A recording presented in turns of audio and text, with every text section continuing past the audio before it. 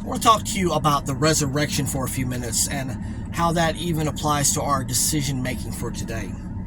We have heard it said that in this life, as we serve God, following Jesus Christ, the way, the truth, the life, that we are laying up treasures up in heaven, where Jesus says we need to lay treasures up in heaven where moth doesn't corrupt and rust doesn't devour. So we learn that the earthly rewards are passing away. They're temporary.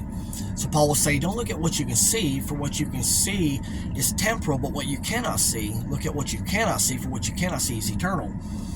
So we're working for the world to come, for the life to come, which will be experienced in a way that's probably far beyond what we presently can comprehend. When we think of the resurrection, we have to see the resurrection in light of how the Apostle Paul lays it out in 1 Corinthians chapter 15. Paul would say around verse 35, well, someone will say, how are the dead raised, and with what kind of body do they come? Asking the question, what is the resurrected body like? You fool, that which you sow does not come to life unless it dies. Follow this train of thought. In other words, for us to receive the resurrection and the body of the resurrection, the resurrected body, this body, of course, has to die. Then Paul begins to lay this out as a seed being planted. Now, if you think about an acorn, you take an acorn and you look at it, if we have the knowledge, we know that an oak tree actually comes out of that thing. But if we plant it and we look at the glory of, say, a 300-year oak in light of the acorn itself, it cannot even be compared. What comes out of that seed is so far beyond what it was, why it was contained in the seed. There is purpose in the very essence of who God has created you to be.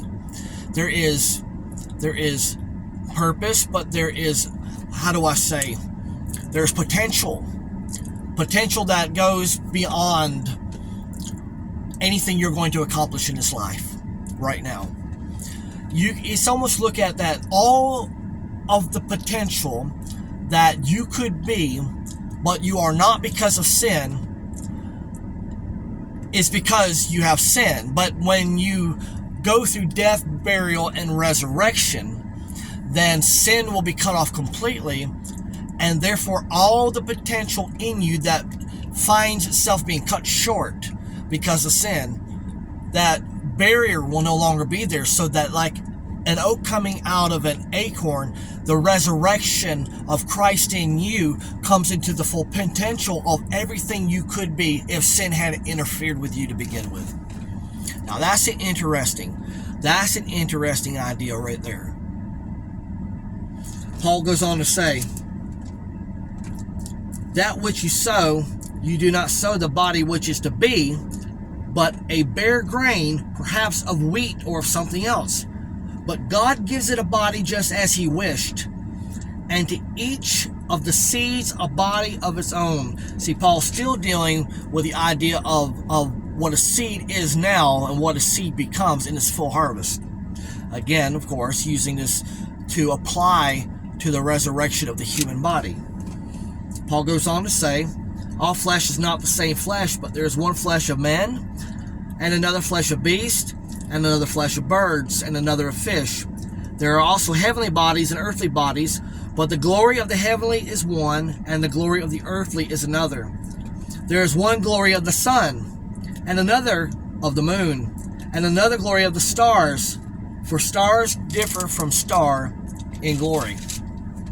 So also is the resurrection of the dead. It is sown a perishable body, it is raised in an imperishable body. It is sown in dishonor, it is raised in glory. It is sown in weakness, it is raised in power. It is sown a natural body, it is raised a spiritual body. If there is a natural body, there is also a spiritual body. This is fantastic.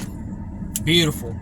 So what I would leave you with this thought is, what you do today matters. If you're going to live your life to follow Christ as the way, the truth, and the life, That means that you believe him to be true, but you also follow him as the way. That means he goes before us, according to Hebrews chapter 12.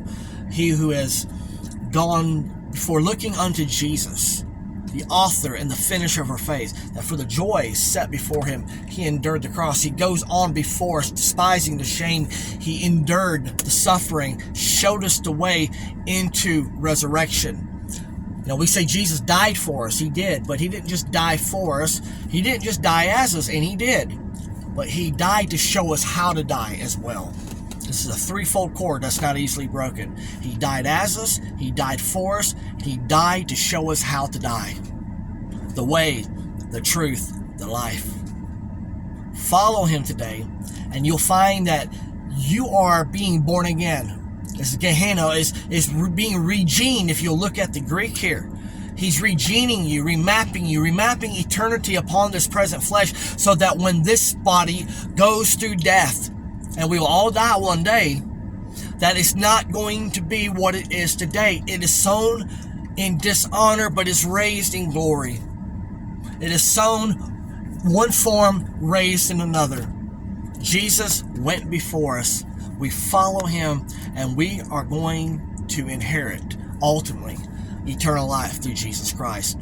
And it's not just being some ghost up on a cloud. It's ultimately becoming like him, and the resurrection of the dead. This is the blessed hope. This is why we cannot just dismiss Christianity today just because people are making a mess out of it. We have to go back and we got to go back and study. We got to go back and find what the ancient fathers understood, and they wrestled with these things. We can't lose this, because this is the blessed hope. This is what men and women have fought for, that they have died for, to say that Jesus Christ is dead, yea, though he is resurrected, and he lives forevermore. And if we follow him, we will follow him in death, burial, and resurrection, eternal life forevermore, raised in the likeness of him who conquered death, hell, and the grave. Love you guys.